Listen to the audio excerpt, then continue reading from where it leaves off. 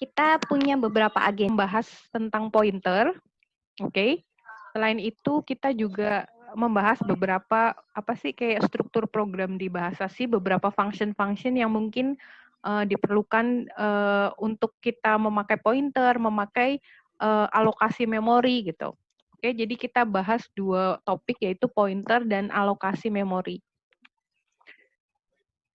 Di pertemuan sebelumnya kita belajar caranya untuk deklarasi variabel. Sudah bukan sesuatu yang asing bagi kalian ya, deklarasi variabel.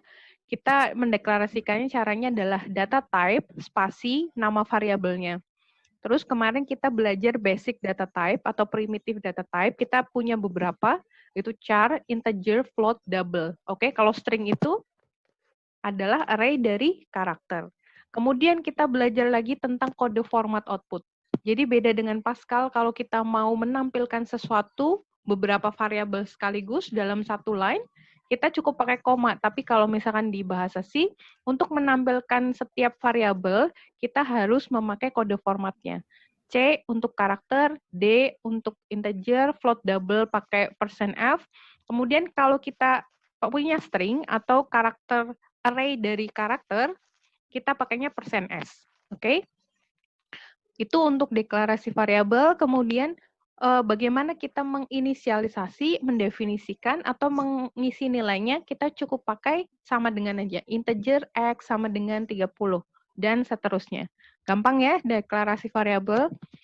Kemudian, kalau kita udah mendeklarasikan variabel, sama dengan Pascal, kita ada beberapa ruang lingkup variabel. Oke? Kalau di Pascal, kalian kenal local variable sama global variable. Tapi kalau di C, kita ada tambahan satu untuk pengetahuan, itu namanya environment variable. Oke? Sama kayak C juga, setiap pengertiannya, local variable udah jelas ya, kalian pasti tahu. Jadi, dia hanya bisa diakses di mana dia dideklarasikan, di fungsi di mana dia dideklarasikan.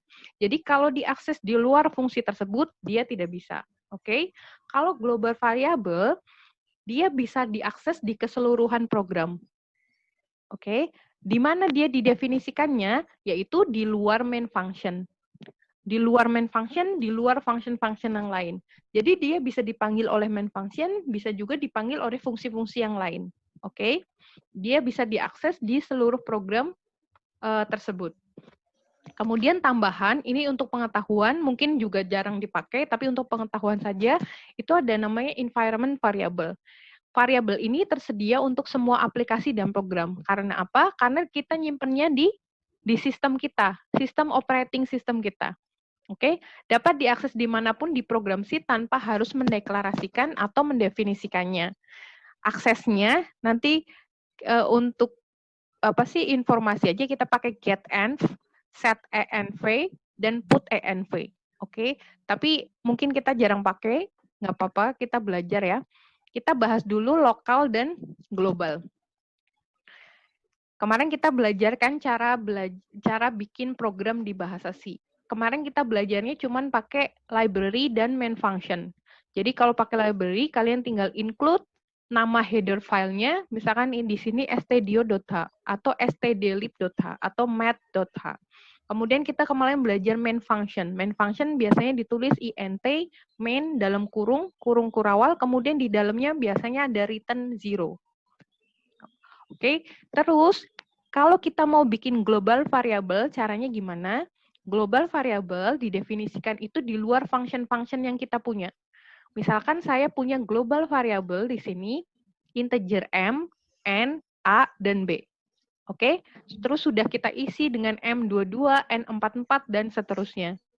Ini namanya global variable. Kita bisa panggil ini di main function atau fungsi-fungsi lain yang kita punya. Terus, kita kalau menampilkan variabel di main function, berarti tinggal tampilkan semua variabel dari main function, printf value-nya adalah M, N, A, B. Berarti global variable di sini bisa dipanggil di main function. Kemudian itu fungsi utama. Kemudian kita punya fungsi tambahan namanya fungsi test. Misalkan kita punya fungsi namanya test, dia itu void. Void itu apa? Void itu artinya dia tidak return value. Ingat, kalian di Pascal ada function, ada prosedur. Sementara di C itu cuma namanya function aja. Function yang void dan function yang tidak void atau return value. Kalau di sini dia cuma printf aja, jadi cuma nampilin aja, dia nggak return apapun. Kemudian di dalam fungsi tes ini kita deklarasikan dua variabel integer x dan y, x 100, y 200. X dan Y ini hanya bisa diakses atau digunakan di dalam fungsi tes. Dia tidak bisa dipanggil di main function atau fungsi-fungsi yang lain. Berarti variabel-variabel yang bisa diakses di dalam fungsi tes ini apa aja? Yaitu global variable dan lokal variable, yaitu mn, ab, dan xy. Oke? Sementara xy ini tidak bisa dipanggil di main function. Oke. Ini contoh pemanggilan fungsi di main function. Kita punya tes di sini, kemudian tesnya kita panggil di main function. Berarti nanti kalau kita jalankan program ini, hasilnya adalah printf 2 line ini, kemudian printf 2 line di dalam test function. Oke? Gampang ya? Gampang. Kita lanjut. Mau nanya, Bu. Iya, silahkan. Siapa tuh yang Itu nanya? kan, nggak kelihatan. Saya, Bu. Rizky. Oh ya, terus?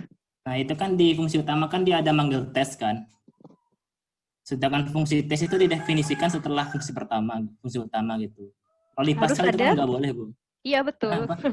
Pinter kamu ya. Harus ada namanya apa? Kalau sudah baca slide-nya? Ada kayak dummy definition. Yes, function prototype namanya. Nanti kita belajar ya. Iya. Ini betul apa salah, Bu, ini? Apa? Ini salah berarti ini ya? Ini salah. Keren kamu. Berarti kamu sudah membaca slide-nya ya. Ini Belum salah baca, karena harus didefinisikan namanya function prototype. Oke. Nanti saya update ya slide-nya, nanti saya upload lagi. Kemudian kita lanjut ya, habis global, lokal, terus kita yang terakhir yaitu environment variable. Apa itu environment variable?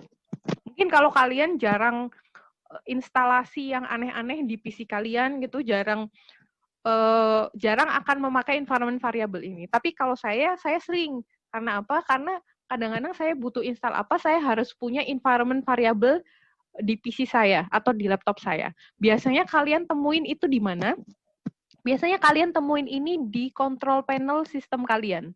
Kalian buka aja control panel, sistem properties, kemudian di situ ada environment variable. Nah, variabel-variabel di sini itu bisa diakses semua aplikasi, semua program. Misalkan saya mau install Python. Saya Python, environment-nya saya pakai Anaconda. Nah, di Anaconda itu kita harus punya variabel, misalkan Python-nya itu program Python-nya itu di lokasinya di mana, path-nya di mana gitu. Itu harus ada gitu. Jadi mungkin kalian sekarang jarang pakai environment variable, mungkin suatu saat kalian butuh gitu. Untuk kalian menyimpan sesuatu tapi di sistem kalian gitu. Jadi kita bikin namanya environment variable. Jadi kalau kita pakai function namanya get env atau set env, itu adalah dua fungsi bawaan dari stdlib.h. stdlib.h, kemudian ini digunakan untuk mengakses environment variable di PC kita, di laptop kita. Misalkan saya bikin di control panel system properties environment variable, saya new, tambahin, saya bikin test_fv. Saya isi nilainya dengan 450.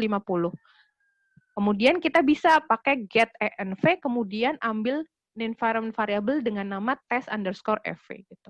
Kita bisa juga set nilainya dengan atau membuat baru TSEFV, kita isi nilainya dengan 300 gitu. Oke, ini pengetahuan aja, tapi mungkin suatu hari kalian butuh untuk menyimpan variabel di PC kalian atau laptop kalian.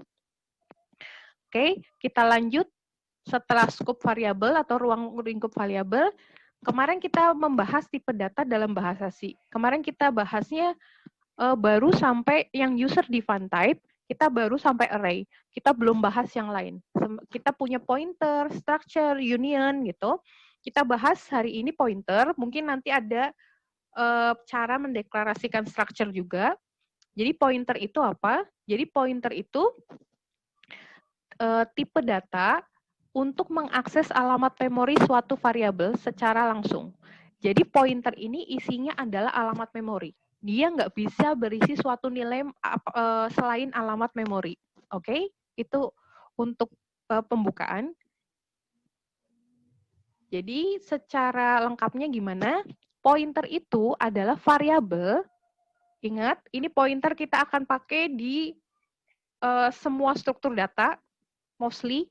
Dari linked list sampai setelah UTS kita belajar akan pakai pointer, jadi kalian harus mengerti pointer, oke? Pointer itu apa? Pointer adalah variabel yang menunjuk variabel lain dengan menyimpan alamat memori variabel tersebut. Oke? Contohnya, saya punya pointer namanya PI. PI ini adalah pointer. Karena apa? Karena depannya ada bintangnya. Oke? Jadi, cara mendeklarasikan pointer adalah dengan cara tipe data pointernya. Ini di sini integer, int, bentar saya pakai laser point, int bintang PI. Kalian bisa tulis dengan int bintang spasi PI atau int spasi bintang PI. Itu sama aja. Jadi jangan bingung ketika ada orang nulis bintangnya di tipe datanya atau bintangnya di nama variabelnya, itu sama aja. Oke? Kemudian, saya punya pointer DP. DP ini adalah suatu pointer yang menunjuk suatu variabel, karena ada bintangnya di sini, dia tipe datanya adalah double. Oke? Kemudian, kriteria kedua dari pointer yang harus dipatuhi adalah tipe variabel pointer dan tipe data yang ditunjuk harus sejenis. Misalkan PI. PI ini kan pointer. Pointer adalah variabel yang menunjuk variabel lain. Jadi PI ini nanti akan menunjuk suatu variabel yang tipe datanya adalah integer. Karena apa? Karena pointer dan tipe data variabel yang ditunjuk harus sama. Ini integer. Kalau DP di sini berarti dia menunjuk variabel yang tipe datanya adalah double. Karena tipe data pointer dan variabel yang ditunjuk harus sama. Oke. Kemudian, ini penting karena akan sering kita pakai operator di sini, yaitu operator bintang dan operator dan. Ini adalah simbol dan, ini simbol bintang. Kalau simbol bintang itu buat apa? Itu untuk mendapatkan nilai dari variabel yang ditunjuk oleh pointer, kemudian dan ini untuk mendapatkan alamat memori dari suatu variabel. Oke, itu ingat-ingat dulu. Kita masuk ke contoh biar lebih mudah dipahami. Intinya kalau membaca ini sih gampang dipahami, tapi kita jelaskan satu-satu lagi. Oke, jadi misalkan saya punya program, isinya kayak gini. P ini adalah pointer, karena apa? Depannya bintang. Ini menandakan dia itu adalah pointer. Kalian bisa tulis int bintang spasi P, atau int spasi bintang P, sama aja. Kemudian saya punya variabel biasa, integer, yaitu A, nilainya adalah 10. Oke. Kemudian ketika saya punya statement P sama dengan dan A, itu artinya adalah kita isi pointer P dengan alamat memori dari A. Ingat, di sini di slide sebelumnya, dan itu untuk mendapatkan alamat memori dari suatu variabel. Jadi, P sama dengan alamat dari A. Oke. Jadi, P ketika ini dijalankan atau dieksekusi, P sama dengan dan A, P akan menunjuk variabel A dengan menyimpan alamat memori dari A. Oke. Jadi kita isi P dengan alamat memori dari A. Itu artinya P menunjuk A. Kemudian jika kita printf atau tampilkan P, ingat P ini pointer. Pointer ini tipe datanya apa? Integer kan? Integer berarti formatnya adalah %D. Printf %D, P. Nanti P-nya akan ditampilkan adalah alamat dari A.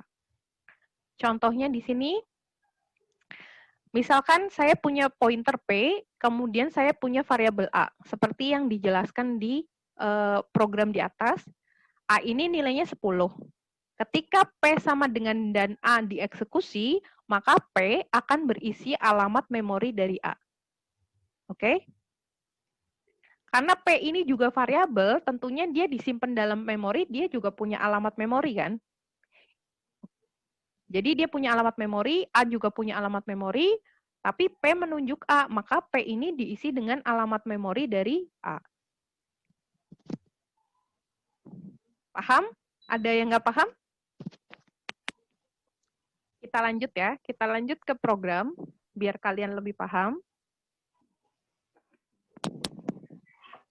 Saya punya program C, kemudian saya pakai include stdio.h, karena saya punya bakal pakai printf. Main function-nya, di dalam main function, saya punya pointer PTR, dan integer Q. Kan dua-duanya integer kan, jadi boleh ditulis kayak gini. Jadi saya punya pointer PTR dan integer Q. Q ini saya isi dengan 50 nilainya. Integer Q sama dengan 50. Kemudian, kita buat PTR ini refer atau menunjuk variabel Q. PTR sama dengan dan Q. Berarti PTR itu sekarang berisi alamat dari Q. Ketika kita printf atau tampilkan nilai titik 2% D bintang PTR. Bintang itu untuk apa? Bintang adalah untuk mendapatkan nilai dari variabel yang ditunjuk oleh pointer. Bintang PTR, berarti dia akan menampilkan nilai dari variabel yang ditunjuk oleh PTR. Variabel yang ditunjuk PTR itu apa? Yaitu Q. Q nilainya berapa? 50. Oke? Kemudian, alamat dari Q itu di mana? Kita tinggal tampilkan aja PTR, karena PTR isinya adalah alamat dari Q. Iya nggak? Jadi ketika ini dieksekusi, kita akan punya nilai sama dengan 50, alamat sekian. Ini adalah PTR, isi dari PTR. Kalau ini adalah isi nilai dari Q. Caranya menampilkan nilai dari Q tinggal bintang PTR. Bintang PTR artinya nilai dari variabel yang ditunjuk oleh pointer PTR. Oke? Kemudian, kalau kalian eksekusi, kan saya udah share file program C-nya di slide ini. Ketika dieksekusi, terus kalian protes, kok saya alamatnya nggak sama kayak yang di slide gitu, 635, 6744.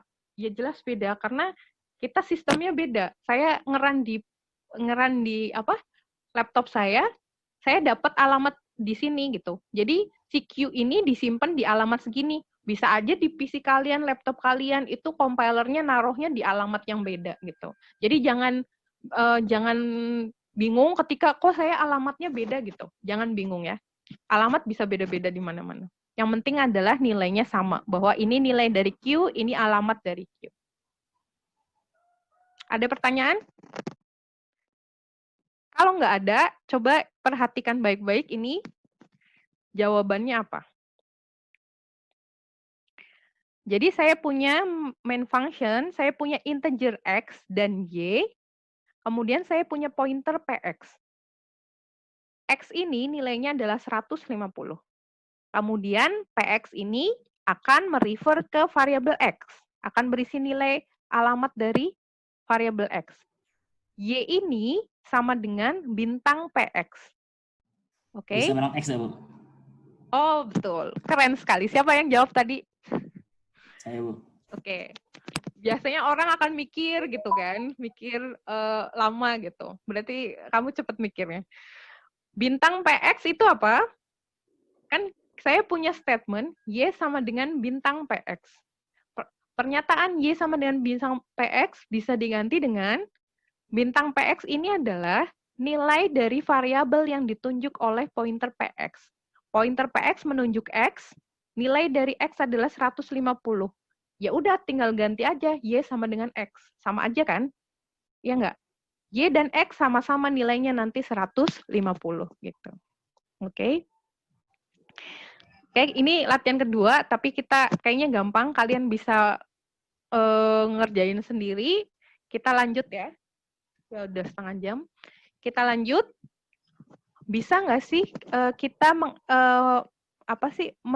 mengakses array dari suatu pointer? Itu bisa. Jadi kalau kita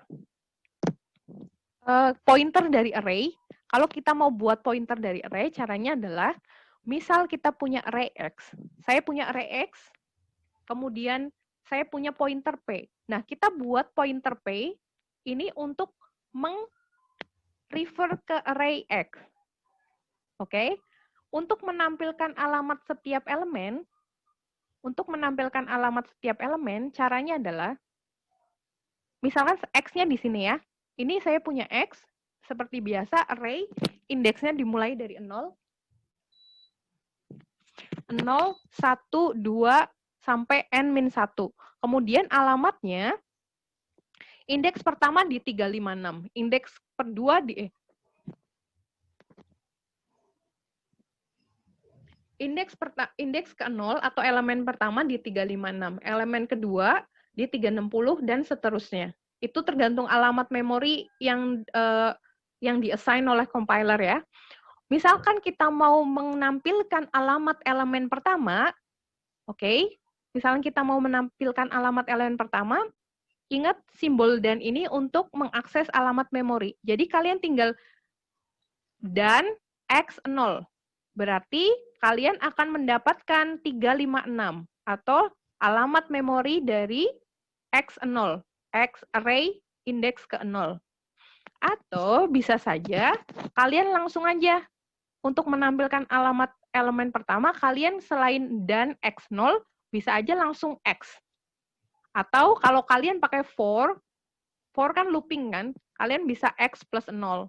Atau karena pointer P ini menunjuk X, maka tulis aja P atau P0. Kemudian alamat elemen kedua, kalian bisa dan X1 atau X plus 1 atau P plus 1 dan seterusnya. Kemudian untuk menampilkan nilainya, caranya gimana? Kalau tadi kan alamatnya, sekarang nilainya. Kalau nilainya gampang ya, kalian tinggal X0, X1, X2, sampai Xn-1. Atau bisa saja dengan bintang X atau bintang P. Atau untuk untuk elemen kedua, kalian bisa bintang dalam kurung X plus 1 atau bintang dalam kurung P plus 1. Dan seterusnya. Oke. Itu untuk hubungan antara array dan pointer. Jadi kita bisa akses array menggunakan pointernya. Kita langsung masuk ke contoh. Kita masuk ke contoh ya. Masuk ke contoh pointer dari array. Misalkan kita punya array ukurannya 3, isinya 3 elemen, yaitu 10, 100, dan 1000. Tampilkan alamat memori untuk setiap isi array, menggunakan pointer dengan looping menggunakan for. Jadi saya bikin array X, itu isinya 10, 100, 1000. Kemudian saya punya pointer PX. Pointer PX dan integer I ini kita gunakan untuk for nanti.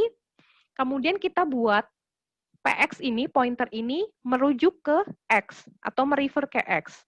Dengan cara kita masukin alamat dari X, alamat memori dari X. PX sama dengan dan X. Oke? Kemudian kita tampilkan nilai dan alamat dari setiap elemen array menggunakan pointernya. Jadi caranya adalah nilainya didapat dari mana? Nilainya adalah bintang PX plus 1. Plus I. Karena I-nya yang jalan terus ya. I dari awal adalah 0. Berarti bintang PX. Elemen selanjutnya bintang PX plus 1. Alamatnya gimana? Alamatnya tinggal PX plus I. I-nya tadi 0. Lihat di sini. Lihat di sebelumnya. Kalau alamat berarti bisa diakses langsung X. Bisa langsung P-nya. Oke. Di sini. Alamat elemen array juga bisa dipanggil dengan langsung panggil X plus I. Oke? Ini kan kita mau menampilkan elemen array menggunakan pointernya. Ini rumusnya, ini caranya. Oke, jadi tinggal elemen pertama, elemen pertama PX, elemen kedua tinggal ditambahin 1, elemen selanjutnya tambahin 1, elemen selanjutnya tambahin 1. Begitu seterusnya ya. Ada pertanyaan? Jadi nanti hasilnya di sini adalah nilai 0 atau indeks 0 adalah 10, alamatnya di sekian, nilai 1 nilainya adalah 100, alamat sekian, dan seterusnya. Kalian bisa tahu, kalian bisa lihat di sini, kenapa alamatnya selisihnya 44. Ini 16, ini 20, ini 24. Karena apa? Ada yang tahu? Integer, memorinya. Ya, iya. Betul. Karena tipenya adalah, elemennya adalah bitnya bukan, Bu? Iya, betul.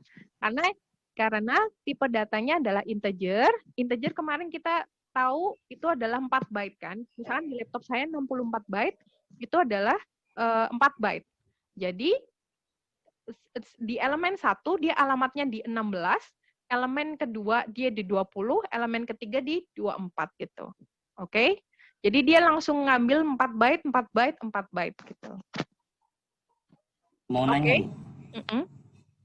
Berarti dan X itu untuk satu array berarti itu sama aja kayak ngambil alamat elemen pertama gitu ya. Betul. Terus untuk yang plus 1 ini, Bu, ini bukan plus 1. Plus I.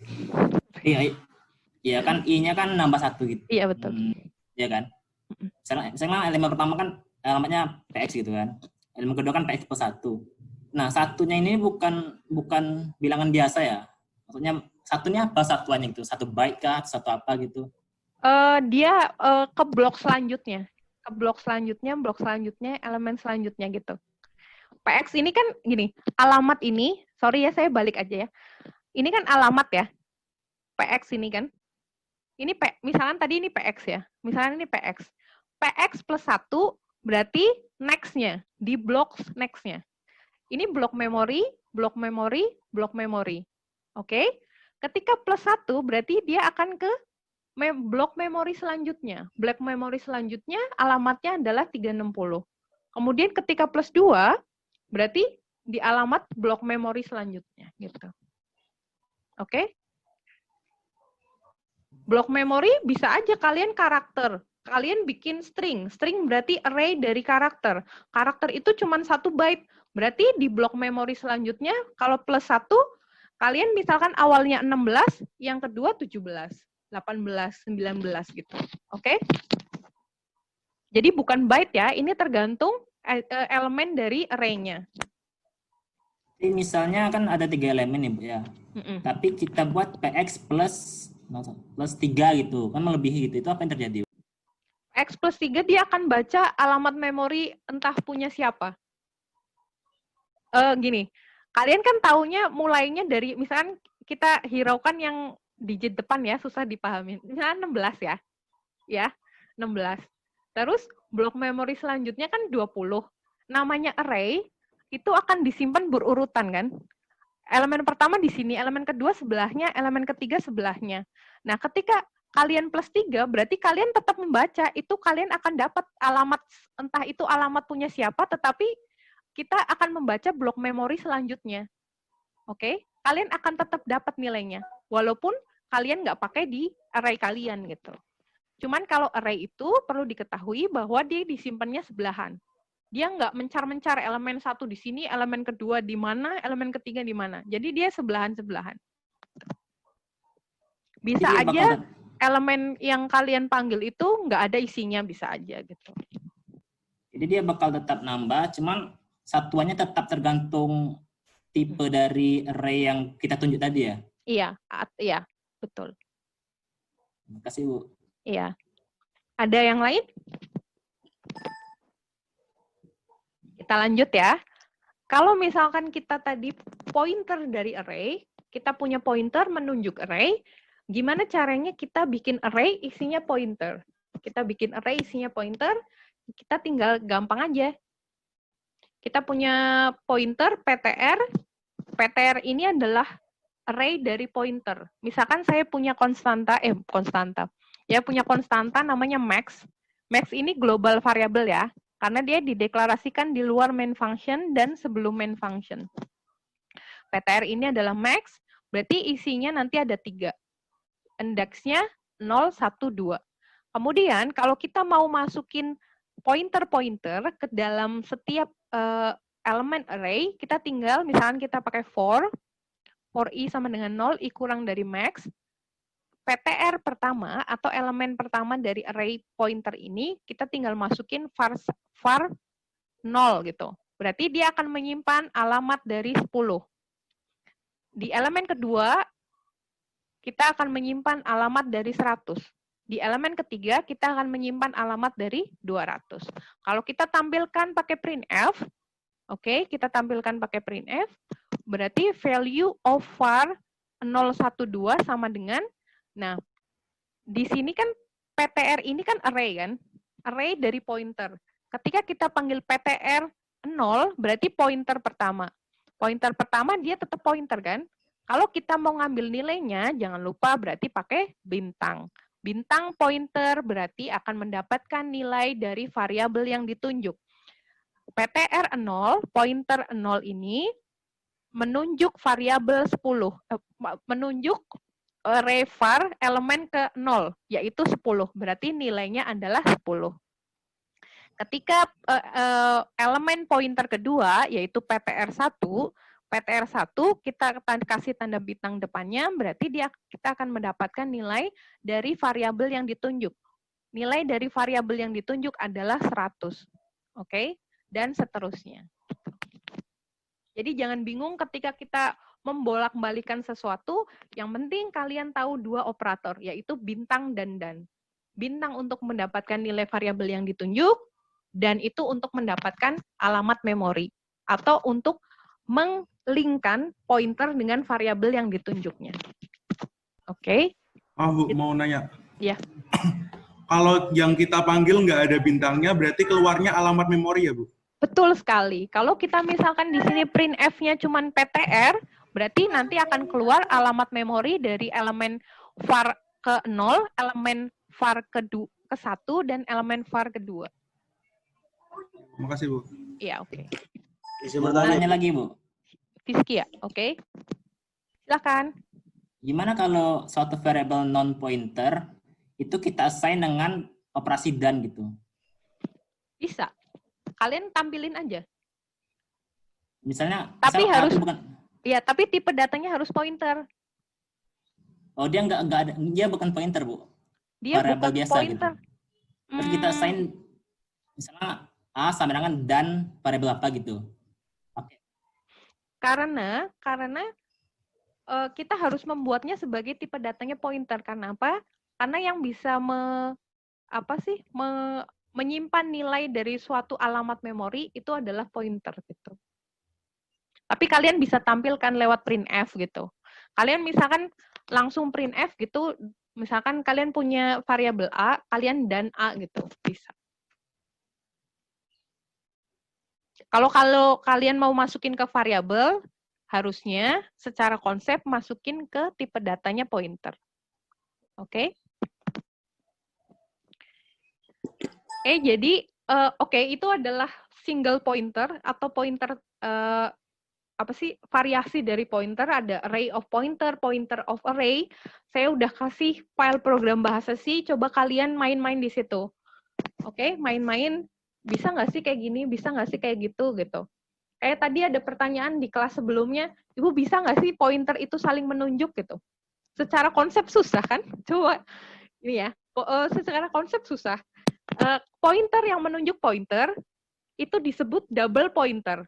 Kita akan next-nya, kita akan belajar tentang ini setelah ini, double pointer. Tetapi, kalau kita menunjuk double pointer, harusnya triple pointer kan? Jadi, kalian main-main dengan segala pertanyaan-pertanyaan di otak kalian. Coba kalian main-main di program yang saya kasih. Jadi bisa tahu gini tuh karakteristiknya. Kayak gini tuh pointer gitu ya. Jadi kalian main-main aja ya. Ini bisa nggak? Itu bisa nggak gitu. Oke, tadi kita bicara nyinggung dikit masalah double pointer, kita masuk ke namanya double pointer. Harus hati-hati di sini. Double pointer itu apa? Pointer yang menunjuk pointer disebut double pointer atau pointer to pointer. Contohnya di sini, saya punya variabel namanya var x. Oke, var x ini punya nilai. Nilainya sembarang lah, integer, nilai integer apapun. Kemudian saya punya dua pointer. Pointer pertama, ptr1, dia menunjuk variabel integer var x. Oke? Sudah bisa ya, berarti tadi kan kita udah belajar. Kalau kita bikin variabel, kalau kita bikin pointer menunjuk suatu variabel, berarti tinggal kasih depannya bintang. Jadi ptr1 ini menunjuk variabel x. Oke? Variabel integer lain. Terus kemudian saya punya pointer kedua, yaitu ptr2. ptr2 ini menunjuk ptr1. Berarti pointer yang menunjuk pointer lain. Ini namanya double pointer atau pointer to pointer. Cirinya apa? Cirinya bintangnya ada dua di sini. Oke? Jadi ptr2 akan menunjuk ptr1. Berarti dia akan menyimpan alamat dari ptr1. Oke? Kalau ptr1 menunjuk var x, berarti yang disimpan kan alamat var x. Kalau ptr2 menunjuk ptr1, berarti yang disimpan alamat ptr1. Ingat? Ingat ya? Kalau bintangnya 1 berarti itu single pointer, kalau bintangnya 2 dia adalah double pointer. Artinya menunjuk pointer lain. Cara bekerjanya gimana? Cara bekerjanya, misalkan pointer ptr1 ini menunjuk variabel var dengan menyimpan alamat memori dari var. Alamat memori dari var di sini kan 2008. Berarti isi dari ptr1 adalah 2008. Kemudian ptr1 ini kan pointer. Pointer itu kan variabel. Berarti kan dia disimpan di memori kan? Namanya disimpan di memori berarti dia punya alamat memori. Alamat memorinya dia di 4020. Kemudian ada pointer lain yaitu ptr2. ptr2 menunjuk ptr1. Berarti dia akan menyimpan alamat memori dari ptr1 yaitu 4020. Oke, gitu. Gimana cara mengakses nilainya? Tadi kita mengakses nilai dari pointer, kita tinggal pakai bintang di depannya. Sama juga dengan double pointer. Berarti kalau kita mengakses nilai variabel yang ditunjuk oleh pointer yang ditunjuknya, kita tinggal pakai bintang 2. Contohnya di sini, integer var sama dengan 10. Kemudian kita akses nilainya, saya mau ganti var ini jadi 20. Karena ptr itu merujuk ke var, dia menunjuk ke variabel var, berarti kita bisa akses nilainya var dengan bintang ptr. Bintang ptr kan sama dengan 10 kan? Kita ganti nilainya sama dengan 20 gitu. Oke? Terus, kemudian saya punya pointer lain, misalkan ptr2. ptr2 itu menunjuk ke ptr. Ini kalian jangan bingung ya, ini karena nama pointernya sama, takutnya bingung, makanya saya di deskripsinya saya pakai nama yang berbeda, takutnya kalian bingung. Jadi misalkan di sini ptr2. Jadi ptr2 ini menunjuk ke pointer lain yaitu ptr. Oke? Berarti gimana caranya kita mengakses nilai var? Tadinya kan 10 terus kita ganti jadi 20. Kita tinggal pakai bintang-bintang ptr terus kita ganti nilainya dengan 30. Jadi sekarang var nilainya adalah 30 gitu. Oke? Jadi ptr menunjuk ke var, ptr2 menunjuk ke ptr. Nah, kalau ptr mau mengakses nilainya var, tinggal bintang ptr. Kalau ptr2 mau menunjuk ke var, berarti bintang-bintang ptr2 gitu. Oke? Itu mau nanya. Ya, silakan. Iya. Atau Ila. Jadi nilai 30 itu di alamat 2008 apa di alamatnya yang itu, Bu, yang pointer pertamanya? di 2008. Ingat, kalian kemarin kalau yang di kalian kemarin kita belajar pass by reference kan?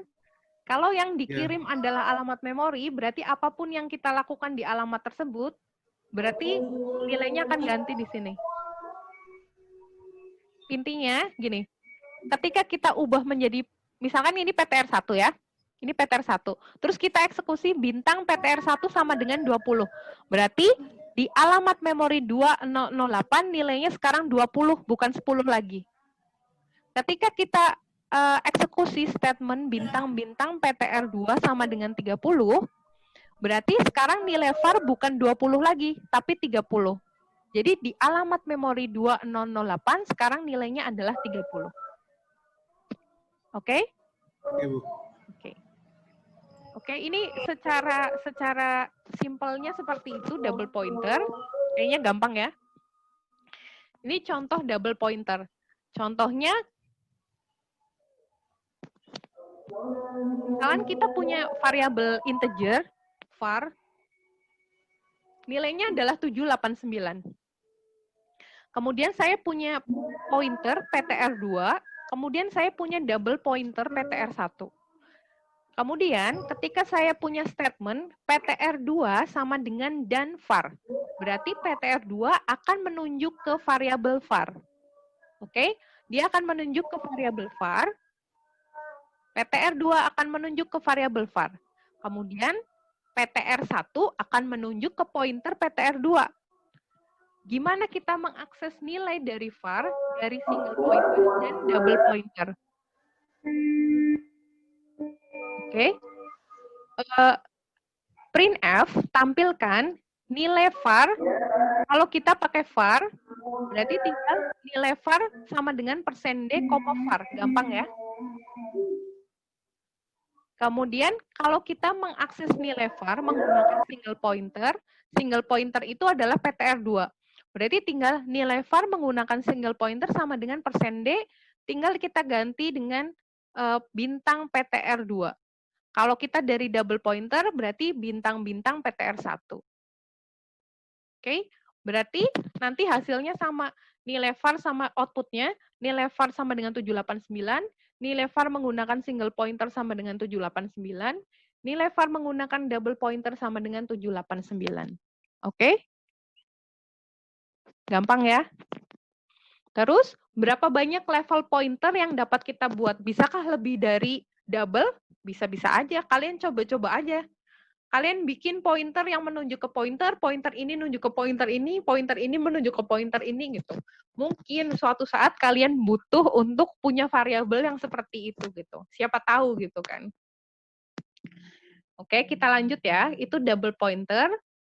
Kalau kita udah masuk ke double pointer, kayaknya harusnya kalian udah tahu pointer itu apa, cara aksesnya gimana, cara akses nilainya gimana, isinya apa.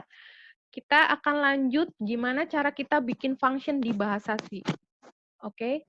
Ini yang teman kalian tadi protes, karena saya nggak pakai function prototype. Kalau saya pakai function prototype, harusnya nggak error yang tadi. Jadi fungsi itu apa? Fungsi itu suatu block statement yang melakukan tugas tertentu.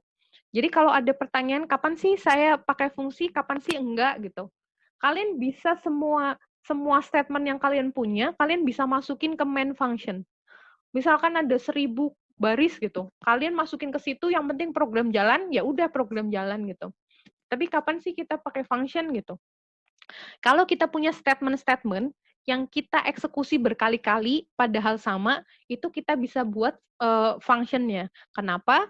Karena biar program kita mudah dibaca, program kita dokumentasinya baik, kemudian misalkan teman kalian mau lihat program kalian itu nggak bingung, itu bisa pakai function. Jadi lebih rapi, lebih sederhana gitu. Main function-nya jadi sedikit. Oke, apa aja di dalam function itu?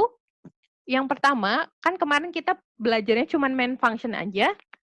Kalau kita punya function di sini, misalkan function di sini saya kasih nama jumlah. Jadi function ini digunakan untuk menjumlahkan parameter A dan parameter B. Kalian tahu ya di sini di dalam kurung function itu namanya adalah parameter. Jadi, saya punya function jumlah, parameternya adalah A dan B. Kemudian, karena di sini namanya adalah int, fungsinya namanya int jumlah. Berarti dia adalah function yang mereturn suatu nilai yang bertipe integer. Contohnya di sini, misalkan saya punya variabel bertipe integer hasil. Hasil itu merupakan penjumlahan A dan B. Hasil ini kan integer. Ketika saya return hasil, maka function ini adalah function integer. Oke, jangan lupa penamaannya int jumlah dalam kurung parameternya. Kalau misalkan kalian return-nya double atau float, kalian harus ganti di depannya di sini. Double jumlah atau float jumlah. Oke, itu tergantung return-nya tipe datanya apa. Ini namanya function definition atau bagaimana kita mendefinisikan sebuah function. Kemudian, apa itu function prototype?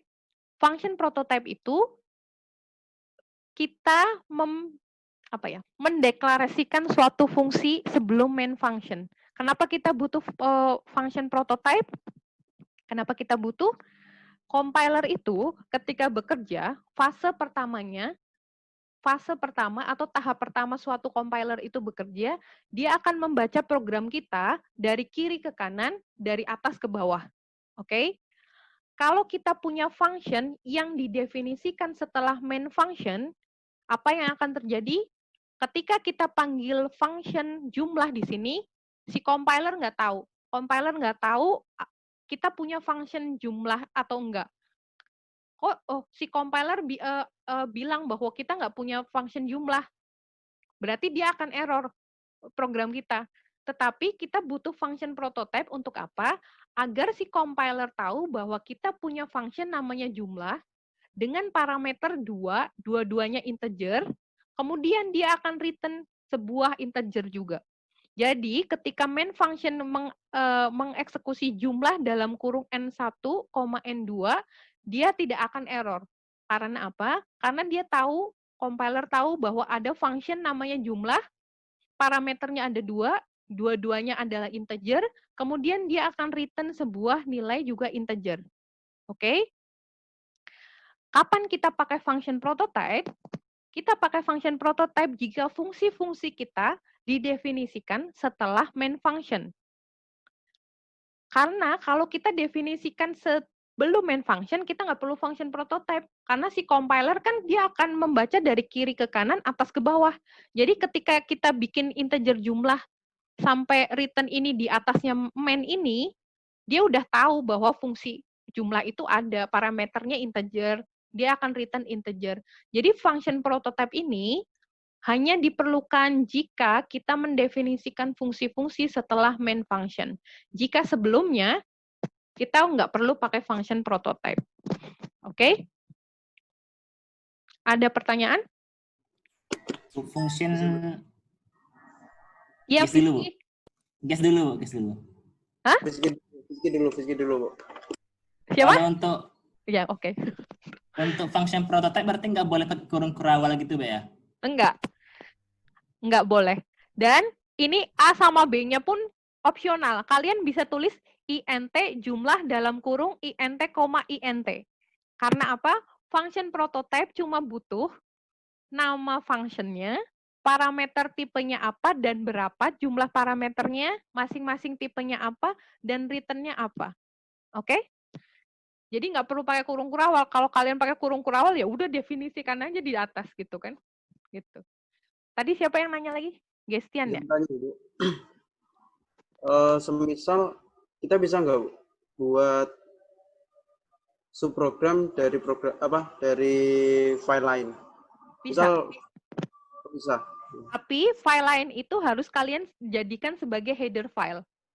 Kalian punya file lain nih, file C lain. Tapi kalian harus jadikan sebagai header file, terus kalian include-kan, jangan lupa. Include nama filenya .h-nya. Oke? Jadi file lain itu dipanggil gitu. Di-include-kan. Masukin ke include di sini. File lainnya harus di mana, Bu, path-nya? Bisa satu folder. Atau kalian masukin ke bisa satu folder atau di foldernya .h itu. di apa sih, di folder compiler yang kalian ketika install compiler itu loh, gitu. Oke? Terima kasih, Bu. Ya. Kita contoh ya, contoh ke function prototype. Misalkan tadi kita punya function, itu kan return value-nya adalah integer. Return value-nya adalah integer. Kemudian saya punya function namanya void display message. Void ini di sini artinya apa? Void ini di sini tidak return value apapun. Dia tidak punya tipe data apapun. Artinya dia sama dengan prosedur di Pascal. Kalian kalau di Pascal, kalian bedakan antara function dan prosedur. Tapi kalau di C, function itu sama. Cuman tipe datanya saja yang berbeda. Kalau di sini void. Void itu berarti dia tidak return suatu value apapun. Nah, kalau di sini void display message ini kan dideklarasikan, didefinisikan sebelum main function. Jadi kita nggak perlu function prototype, kita langsung panggil aja display message. Kalau di sini void display message didefinisikan setelah main function. Jadi kita harus punya prototype declaration-nya di sini. Oke? Gampang ya. Yang penting compiler tahu bahwa ada function namanya display message gitu. Kita lanjut, pointer sebagai parameter fungsi. Pointer sebagai parameter fungsi, jadi misalkan contoh di sini saya punya function namanya swap. Swap itu artinya nuker. Jadi kita akan menukar dua parameter yang A dan B dari function swap ini. Jadi saya punya void swap, kemudian parameternya adalah pointer. Lihat di sini pointer A dan pointer B. Parameternya adalah pointer. Kemudian gunanya function ini apa? Gunanya function ini untuk menukar nilai dari A sama B. Ingat di sini di awal kita deklarasikan function prototype-nya. Kemudian misalkan saya punya variabel M dan N, 10 dan 20. Kemudian kita printf, M-nya 10, N-nya 20. Kemudian kita panggil function swap ini, harapannya kita akan menukar nilai dari 10 dan 20 ini. M-nya jadi 20, N-nya jadi 10. Jadi, ketika kita panggil swap ini, karena parameternya tipenya adalah pointer, yang dikirim adalah alamat dari M dan N. Oke, pointer harus diisi dengan alamat memori. Jadi, swap ini kita panggil, kemudian pointer A kita isi dengan dan M atau alamat dari M. Pointer B kita isi dengan alamat dari N. Oke, yang terjadi selanjutnya di dalam function ini adalah untuk menukar sesuatu kita butuh variabel bantuan, misalkan temporary, integer temp. Temp ini kita isi dengan, ingat, bintang A. Bintang A artinya nilai dari variabel yang ditunjuk oleh A. A ini adalah pointer. A menunjuk M. Ingat, A ini menunjuk M. Karena yang dikirim adalah alamat memori dari M. A menunjuk M. Nilai dari M adalah 10. Berarti temp sama dengan 10. Kemudian, temp sama dengan 10. Kemudian, bintang A. Bintang A artinya nilai yang ditunjuk oleh pointer A, kita isi dengan nilai yang ditunjuk oleh pointer B. Jadi, nilai M kita ganti dengan nilai N. Jadi, M-nya sekarang adalah 20. Kemudian, bintang B artinya nilai yang ditunjuk oleh pointer B atau N, kita masukin, kita ganti nilainya menjadi temp. Temp itu tadi adalah 10. Oke, jadi sekarang nilainya adalah ketukar. Jadi M-nya sekarang after swapping, M-nya 20, N-nya adalah 10. Gitu.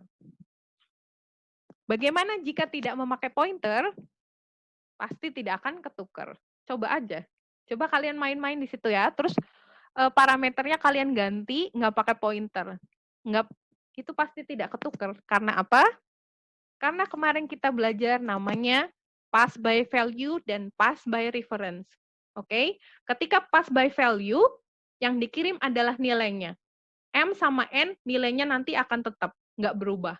Tapi kalau kita pass by reference, atau yang dikirim adalah alamat memorinya, maka isi dari alamat memori M itu akan berubah, isi dari alamat memori N akan berubah.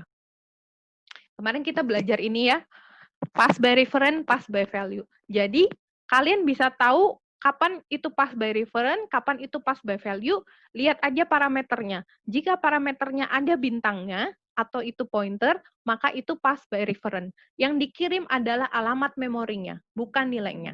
Ketika pass by value, yang dikirim adalah nilainya. Oke, dia akan mengcopy nilainya di suatu alamat memori lain, kemudian dieksekusi di situ. Jadi, nilai di alamat memori sebenarnya itu tidak akan terganti.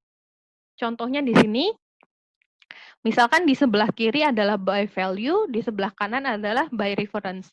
Kalau misalkan saya punya fungsi namanya tambah 1, karena itu by value, karena dia by value, makanya ketika kita panggil 14, kan awalnya 14 disimpan di alamat memori 106. Oke? Ketika kita panggil tambah 1, terus 14 yang dikirim, 14 ini akan di-copy ke alamat memori lain, yaitu 15. 14-nya ditaruh di 152. Nah, di 152 ini kita tambahkan 1. Berarti sekarang di 152 itu nilainya sekarang 15. Maka yang akan dikirim adalah 15, tetapi di alamat memori yang berbeda gitu. Kemudian kalau misalkan by reference, yang dikirim adalah alamat memori dari M, yaitu 106. Karena dia pointer ya. Pointer, kemudian bintang A artinya nilai yang ditunjuk oleh pointer A, yaitu M, akan ditambahkan dengan 1. Makanya alamat memorinya di sini akan berubah gitu. Oke? Nanti kalian bisa eksekusi, bisa kelihatan perbedaannya antara pass by value dengan pass by reference. Kemudian kalau tadi kita membahas bagaimana pointer dijadikan parameter atau passing parameter by reference. Kalau sekarang, gimana kalau misalkan pointer itu sebagai return value-nya? Misalkan kita suatu punya fungsi, fungsinya itu return-nya adalah pointer. Bukan integer, bukan float, bukan double, tapi dia pointer. Misalkan saya punya function namanya getMax. GetMax ini adalah suatu fungsi yang parameternya adalah pointer. Lihat di sini, integer bintang. Integer bintang. Kalian bisa nulisnya integer spasi bintang atau integer bintang. Itu sama aja. Sama kayak tadi kita deklarasi pointer.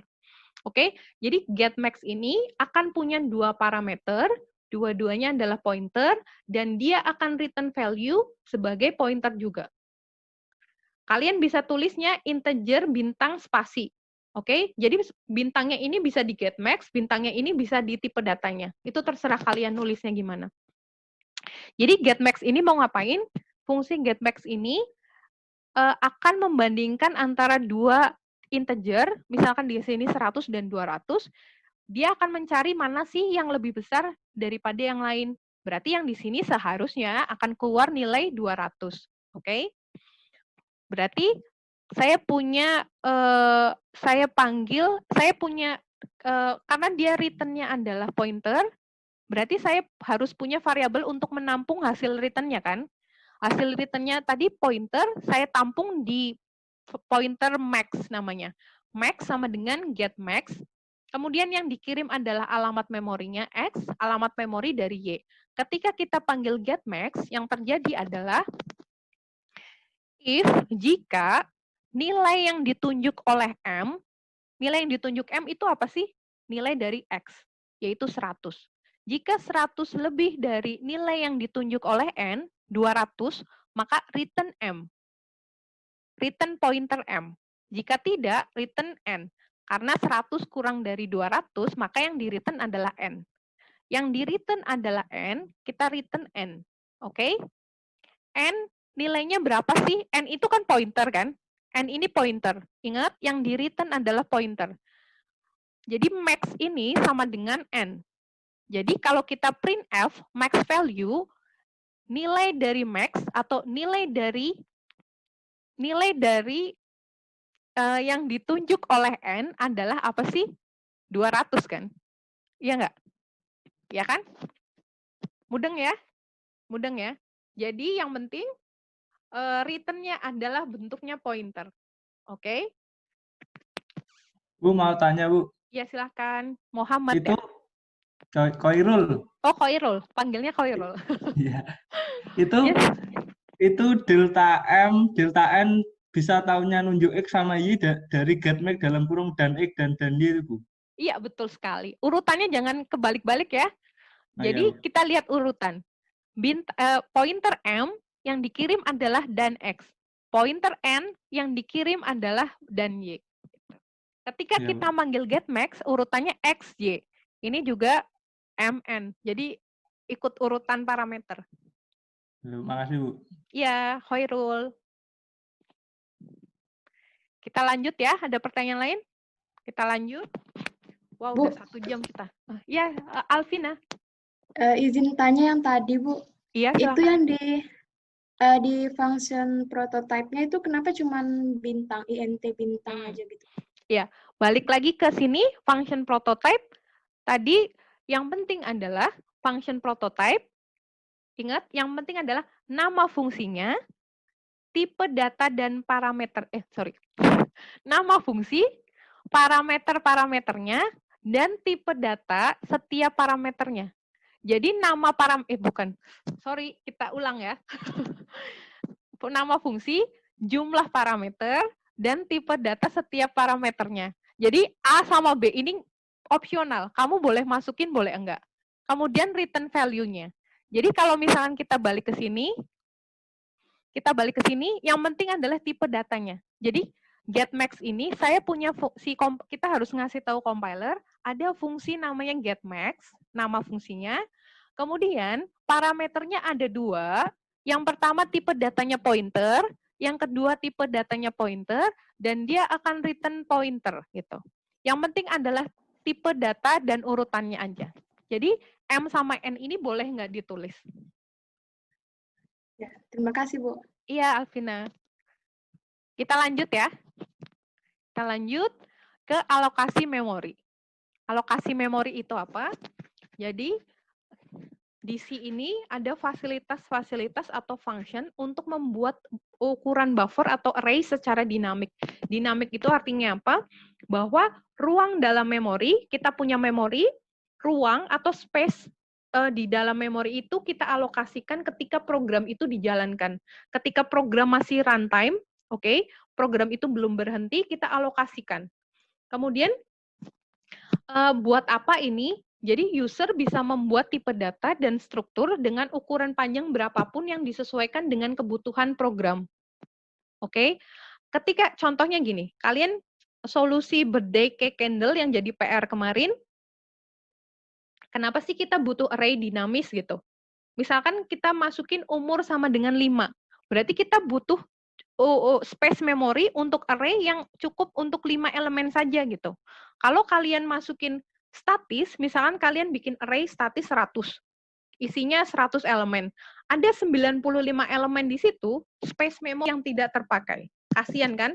Jadi, bukan kasian ya, sayang maksudnya. Sayang, jadi nggak dipakai, jadi boros memorinya. Jadi gimana caranya kita mengalokasikan memori sesuai dengan kebutuhan program. Misalkan berdasarkan input dari user atau mungkin dari operasi-operasi kalian butuh memori sebanyak segini gitu. Jadi itu butuhnya kenapa kita butuh alokasi memori secara dinamis atau ketika program itu masih dijalankan.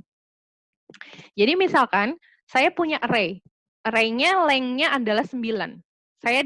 Kalian kalau deklarasikan array di awal, kalian bikin array isinya 9 elemen.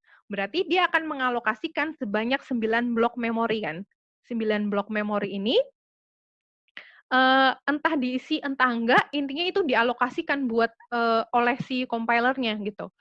Misalkan jika hanya ada 5 elemen yang dimasukin, 4 indeks yang tidak digunakan akan tetap mengambil memori.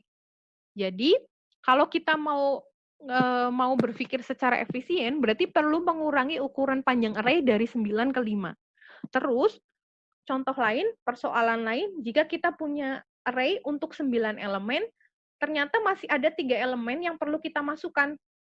Berarti kita harus mengubah ukurannya, kan? Kita harus mengubah ukurannya dari 9 itu ke 12. Solusinya apa? Solusinya yaitu menggunakan dynamic memory allocation.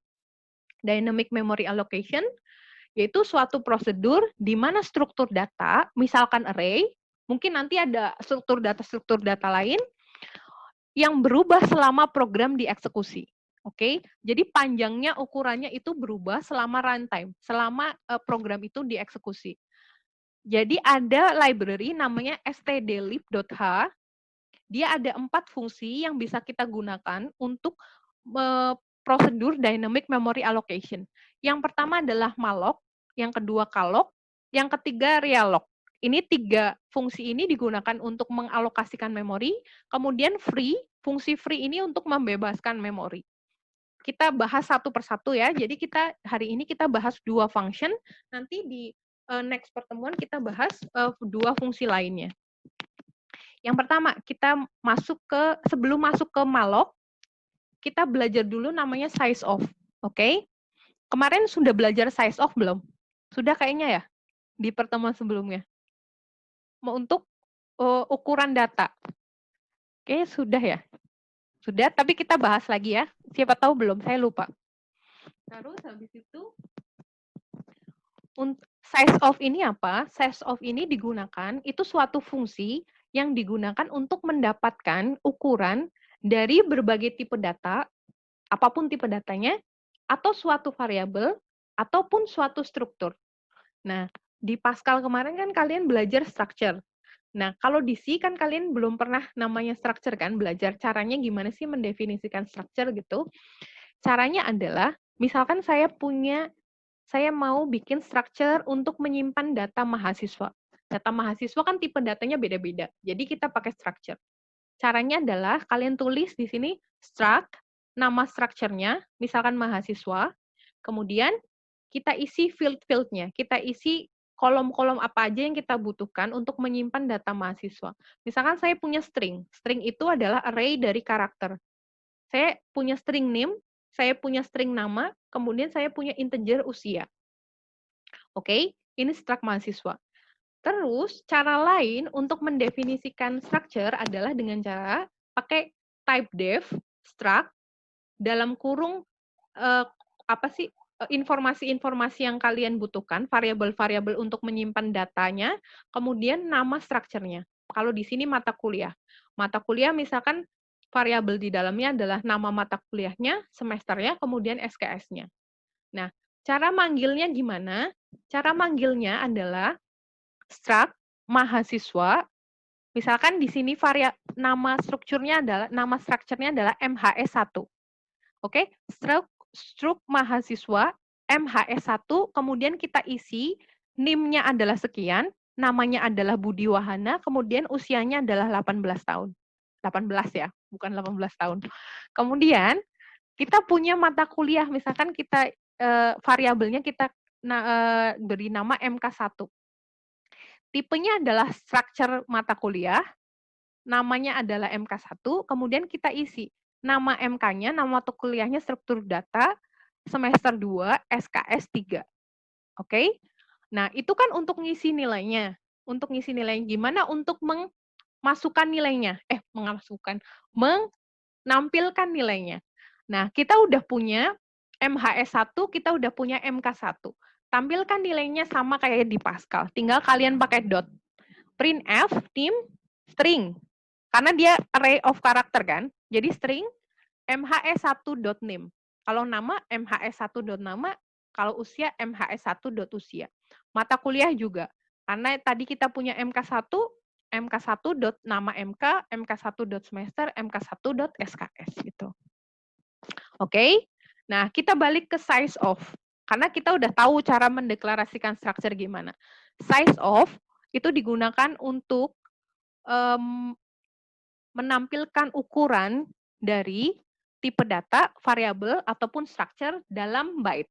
Oke, misalkan saya punya struct employee. Struct employee ini global variabel ya, karena dideklarasikan di luar fungsi-fungsi yang lain. Nah, employee ini nanti akan kita pakai di main function. Nah, di main function, saya punya integer namanya myIn, saya isi dengan 16. Kemudian saya punya structure namanya structure employee namanya John. Kemudian saya punya array isinya 5 elemen. Nah, ketika saya panggil size of variable myIn sama dengan saya panggil size of myIn. Oke, berarti ukuran dari myIn adalah outputnya kita lihat. Outputnya adalah 4. Ada yang tahu maksudnya 4 di sini? Maksudnya adalah 4 byte. Oke? 4 byte. Kenapa 4 byte? Karena myIn ini adalah integer. Integer kemarin kita tahu kalau misalkan di laptop saya, integer di 64 bit adalah 4 byte. Berarti size of myIn adalah 4 atau 4 byte. Kemudian, kalau misalkan size of John, di sini yang kedua, size of variable John, size of John. John ini kan structure kan? Hasilnya adalah 44. Ada yang bisa jelaskan kenapa 44? Dari 40 karakter sama 1 integer, Bu. Yes, betul sekali. Siapa? Robit ya. Jadi, kenapa John ini 44? Lihat di sini. John ini tipenya adalah employee. Employee ini karakter elemennya jumlahnya 40. Satu karakter kemarin berapa? 1 byte. 1 byte kali 40, 40 byte. 40 byte ditambah 1 integer 4. Berarti 44. Oke. Kemudian array. Array juga demikian. Array-nya di sini elemennya ada 5. 1, 2, 3, 4, 5. Di setiap elemennya tipe datanya adalah integer. Berarti 4 byte kali 5 sama dengan 20. Oke. Kemudian selain size of variabel-variabel yang kita punya, kita juga bisa size of tipe data. Misalnya size of integer berarti 4, size of char berarti 1, size of float 4, size of double 8 gitu. Oke, itu penggunaan function size of. Oke, kenapa kita butuh tahu namanya size of? Karena kita akan pakai di function untuk alokasi dynamic. Yang pertama, kita bahas fungsi pertama untuk dynamic allocation memory, namanya malloc. Malloc itu singkatan dari memory allocation. Memory allocation untuk apa? Untuk mengalokasikan satu blok memori dengan ukuran tertentu secara dinamis. Jadi kalian tahu tadi sudah saya jelaskan malloc ini adalah kepunyaannya library stdlib. Jadi jangan lupa kalau kita panggil fungsi malloc, kalian harus include stdlib.h. Ketika kita panggil malloc, itu ada 2 kemungkinan. Kemungkinan error dan kemungkinan sukses. Jika berhasil atau si memori itu berhasil dialokasikan oleh malloc, fungsi malloc ini, dia akan return sebuah pointer bertipe void yang dapat dikonversi ke pointer tipe lain. Oke? Jika gagal, dia akan return pointer juga, tapi tipenya adalah null. Null itu apa? Null itu berarti dia tidak merefer kemanapun. Dia punya pointer, tapi dia tidak merefer kemanapun. Itu null. Oke, cara formatnya gimana? Format pemanggilan fungsi malloc ini. Ingat, malloc ini akan return sebuah pointer. Akan return sebuah pointer. Berarti kita harus punya variabel untuk menyimpannya. Misalkan saya punya ptr. Oke, ptr sama dengan, ini diabaikan dulu ya, depannya abaikan dulu. PTR sama dengan kita panggil fungsi malloc-nya, malloc dalam kurung parameternya adalah jumlah byte-nya. Jumlah byte yang mau kita alokasikan. Oke. Kemudian karena malloc dalam kurung jumlah byte ketika dieksekusi hasilnya adalah pointer bertipe void, dia tidak punya tipe data, kita harus konversikan menjadi tipe data yang kita butuhkan. Misalkan kita udah alokasikan memori sebesar misalkan 20 byte. Nah, 20 byte ini harus kita kasih tahu ke compiler bahwa nanti kita mau menyimpan integer di situ. Ingat, pointer harus bertipe data sama dengan variabel yang ditunjuk. Oke. Jadi, kalau kita mau nyimpen integer di situ, pointer ini harus kita konversi menjadi integer juga. Contohnya, misalkan saya punya PTR untuk menyimpan hasil return dari malloc, berarti PTR ini sama dengan malloc 100 kali size of integer. Berarti size of integer tadi berapa? 4 byte. 4 kali 100 sama dengan 400 byte. Jadi saya suruh compiler untuk mengalokasikan memori sebesar 400 byte, kemudian saya konversi tipe datanya menjadi integer. Oke? Kemudian pointer PTR akan menyimpan alamat byte pertama dari memori yang dialokasikan. Ingat, ini penting, PTR akan menyimpan alamat byte pertama dari memori yang dialokasikan. Oke ya, kita masuk ke ilustrasinya. Masuk ke ilustrasinya. Saya di sini punya PTR, saya alokasikan memori menggunakan malloc sebesar apa? Sebesar 5 kali size of integer. Size of integer 4 byte, berarti saya mau malloc ini mengalokasikan sebesar 20 byte. Oke, karena akan kita isi dengan integer, maka kita konversi menjadi integer bintang. Ingat, ini pointer. Pointer berarti integer bintang. Kemudian, setelah kita alokasikan, maka kita akan punya satu blok memori dengan ukuran 20 byte. Nah, PTR kan pointer. Pointer isinya apa? Alamat memori. Alamat memori yang mana? Alamat memori dari byte pertama memori yang dialokasikan. Oke, kita masuk ke contoh program. Ini sama ya, ini sama dengan penjelasan saya tadi, mungkin untuk memperjelas gitu. Kemudian kita masuk ke contoh program. Misalkan saya membuat array dinamis, size-nya berapa, elemennya berapa. Misalkan saya mau bikin array dinamis jumlahnya 5 elemen. Jadi saya tanya ke user, jumlah elemennya berapa? Enter number of elements. Misalkan usernya masukin 5. Berarti kita scan F ya, jangan lupa scan F, terus kita masukin 5 sebagai N. 5 sebagai N, kemudian kita panggil malloc. Kita mau mengalokasikan memori untuk array kita sebesar 5 elemen yang masing-masing tipe datanya integer. Berarti kita panggil malloc, oke, N berarti tadi 5, kali size of integer. 5 kali 4, 20 byte. 20 byte. Kemudian, karena kita mau isi dengan elemen-elemen array yang tipe datanya integer, kita buat pointernya itu, pointer ARR ini, sebagai int bintang. Oke, kita konversikan. Nah, ketika kita panggil malloc, ada dua kemungkinan. Dia akan return null atau gagal, return null atau gagal, tidak merefer kemanapun, atau sukses. Suksesnya taunya dari mana? Ketika sukses, dia akan kita bisa gunakan, kita bisa isi. Nah, kalau kalian execute program, kalian run program, terus kita malloc-nya kita apa? Kita punya manggil fungsi malloc, kemudian kalian eksekusi program, terus error, tapi kalian nggak tahu errornya gimana. Nah, biar tahu, makanya kita keluarin errornya. Jadi, jika gagal, if ARR sama dengan null, ingat, jika gagal, maka pointernya akan null.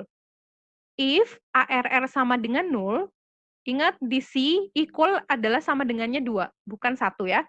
If ARR sama dengan null, printf, kasih tahu user, memory not allocated. Atau kalian bisa ngomong, malloc gagal dilakukan, atau terserah kalian, gagal atau apa gitu, error atau apa. Intinya kita kasih tahu user bahwa memory not allocated, atau gagal dilakukan. Kemudian setelah kita kasih tahu user, kita exit. Exit itu artinya apa? Kita keluar dari program. Oke? Itu jika gagal. Else, jika sukses, jika ARR tidak sama dengan null, atau dia merefer ke suatu variabel, berarti sukses kan? Berarti kita kasih tahu user bahwa memory successfully allocated using malloc. Oke? Kita kasih tahu user bahwa maloknya berhasil gitu. Ini opsional ya, itu terserah kalian. Ini kan buat contoh aja ya, biar user tahu. Kemudian, gimana cara masukin elemen-elemen array itu ke dalam array-nya. Nah, kita balik lagi ke pointer of array. Nah, kita misalkan mau masukin nilai array-nya adalah 1, 2, 3, 4, 5. Kalian tinggal masukin ARR pertama adalah kita isi dengan I plus 1, kemudian ARR 2, 3, 4, dan seterusnya kita isi dengan nilai. Kemudian kita tampilkan nilainya, element of array, kalian tampilkan nilainya dari ARR indeks 0 sampai indeks ke 4 gitu. Jadi ketika kita execute hasilnya, kita run, number of elemennya misalkan 5, kemudian kan 5, kemudian ternyata dia sukses, berarti dia masuk ke printf memory successfully allocated using malloc. Kemudian kalian masukin array pertama, elemen array pertama sampai ke 5. Kalian isi dengan I plus 1. Berarti isinya adalah 1, 2, 3, 4, 5. Kemudian kita tampilkan the elements of the array are 1, 2, 3, 4, 5. Gitu. Oke, itu contohnya kita pakai malloc untuk membuat array dinamis. Bu, mau nanya, sukses nggak suksesnya itu dilihat dari mananya, Bu? Maksudnya di saat apa array sama dengan 0 itu? Contoh ya, ini kejadian-kejadian ini kan bisa disebabkan banyak hal. Saya mau contohkan satu. Kalian tahu bedanya hard disk sama RAM nggak? Harusnya tahu lah ya, anak KS masa nggak tahu RAM sama hard disk. Tapi ada beberapa orang yang nggak tahu gitu kan. Misalkan, emang RAM itu apa sih bedanya sama hard disk gitu kan? Kan kalian belum belajar itu kan? Apa sih? Operasi komputer gitu ya? Apa sih yang belajar gitu-gituan? Apa sih? PTI ya? Teknologi informasi gitu-gitu. Nah, kalau kalian yang belum tahu, hard disk sama RAM, jadi file-file kita yang tidak kita run dalam program kan kesimpannya di C tuh, di hard disk kita di C gitu kan, atau di D atau di mana lah gitu kalian nyimpennya. Nah, ketika kita buka aplikasi atau program, ketika misalkan kita buka program kita C gitu kan kita jalankan, atau misalkan kalian buka Microsoft Word, atau kalian buka YouTube gitu, browser, variabel-variabel yang dideklarasikan atau digunakan oleh program-program tersebut, aplikasi tersebut, kan akan dikirim dari hard disk ke RAM kan? Ya nggak? Misalkan RAM kalian, berapa sih? 4 GB, 8 GB, 16 GB gitu. Masih ada yang pakai 4 GB. Misalkan kalian gamer gitu kan, kalian memorinya atau RAM-nya itu 16 GB gitu ya. Terus ketika kalian menjalankan program si kalian ini, kalian tuh lagi buka game, beberapa game, terus kalian buka Microsoft Word, kalian buka browser, kalian buka banyak banget deh gitu. Nah, terus kalian misalkan mau mengalokasikan malloc sebesar misalkan 500 MB gitu. Ya, siapa tahu contoh, walaupun gede banget ya, itu variabel apaan 500 MB. Misalkan kalian mau misalkan 100 lah ya, 100 MB. Nah, RAM-nya itu yang 16 GB itu udah kepake sama game kalian, sudah kepake sama Microsoft Word kalian, sudah kepake sama browser kalian. Nah, itu habis gitu. Ternyata sisanya itu nggak cukup 100 MB. Nah, pasti akan gagal. Makanya dia akan array 0 gitu. Gitu contohnya. Contoh kejadiannya gitu. Bisa aja karena mungkin RAM kalian tidak terdeteksi, bisa. Misalkan tahu kan kadang-kadang laptop blue screen gitu, PC kalian blue screen gitu kan, RAM-nya tuh nggak bisa. Jadi ketika kalian blue screen, tahu nggak ketika kalian booting laptop atau PC kalian, kan dia mindahin file-file operating system di Windows kalian, terus kalian kirim ke RAM kan. Tetapi RAM-nya itu nggak terdeteksi gitu. Itu bisa blue screen. Ini sama aja dengan ini. Intinya dia mau mengakses RAM sebenarnya.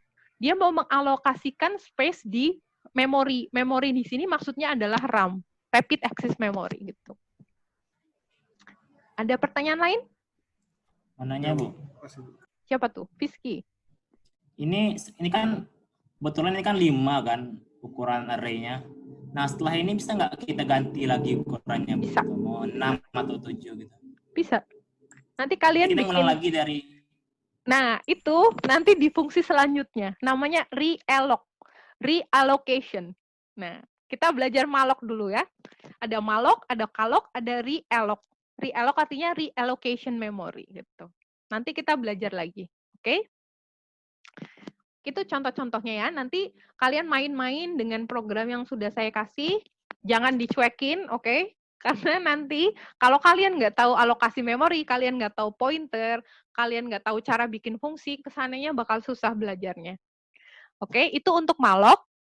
Terus fungsi kedua, saya masuk ke free dulu ya, biar kalian tahu konsepnya dulu. Jadi untuk calloc sama realloc untuk minggu depan. Fungsi free ini untuk apa? Fungsi free ini digunakan untuk membebaskan suatu memori. Kenapa? Jadi, jika kita bekerja dengan menggunakan memori yang dialokasikan secara dinamik, maka memori tersebut harus dibebaskan kembali setelah selesai digunakan agar bisa dipakai program-program lain. Jadi program kalian tuh nggak nge-keep memori sebanyak itu, padahal dia nggak dipakai gitu. Kalian harus membebaskan itu setelah tidak dipakai. Jangan sampai kalian udah mengalokasikan memori, sudah selesai dipakai, misalkan array-nya kalian sudah selesai dioperasikan. Misalkan kalian selesai menggunakan array itu. Jadi kalian harus kembalikan lagi ke sistem. Jangan sampai dia ngambil memori banyak tapi sebenarnya tidak dipakai. Itu kita bisa pakai menggunakan fungsi namanya free. Free itu artinya membebaskan memori setelah alokasi variabel dinamis itu sudah tidak terpakai. Caranya gimana? Caranya kalian gampangannya tinggal panggil free aja. Jadi setelah kalian pakai malloc, misalnya kalian, saya mau mengalokasikan memori untuk char gitu, untuk 500 karakter. Nah, setelah dia sukses dialokasikan, terus kalian sudah pakai, misalkan ini untuk apalah, untuk ditampilkan lah, apa untuk dimanipulasi stringnya tersebut, karakter of array tersebut gitu, kalian harus free dalam kurung pointernya. Pointernya di sini adalah tadi yang dialokasikan pblock. Pblock ini kan yang menyimpan alamat byte pertama dari memori yang dialokasikan kan. Jadi kalian panggil fungsi free untuk membebaskan memori. Jadi setelah kalian panggil free, maka memori itu sudah kembali dibebaskan. Kita lihat ilustrasinya. Jadi ketika kita deklarasikan pointer P, saya punya pointer P. Kemudian P ini kan pointer, oke? Pointer ini belum menunjuk kemanapun nih, ya kan? Ketika saya P sama dengan malloc size of integer, dia akan dapat alamat memori byte pertama dari memori yang dialokasikan, ya enggak? Dia akan dapat di situ, akan ada yang ditunjuk di sini, akan ada yang ditunjuk. Kemudian setelah selesai dilakukan, apapun yang kalian lakukan di sini, setelah sudah selesai dan tidak dibutuhkan lagi, kalian harus membebaskannya. Dengan cara apa? Dengan cara free P, free pointernya, atau P sama dengan 0. Artinya, P ini tidak akan merefer ke alamat manapun, ke variabel manapun. Oke, jadi ada dua cara, yaitu free P atau P sama dengan 0. Gitu. Kalian harus bebaskan. Jangan sampai kalian sudah mengalokasikan memori, udah gede-gede, ternyata sudah tidak dipakai aja gitu kan, didiemin aja, tapi nggak dibebaskan. Tapi ketika program berhenti, oke, program di-close sama kalian, atau program udah exit, itu sih otomatis akan dibebaskan, tetapi ketika program dijalankan, dia harus tetap dibebaskan gitu. Oke?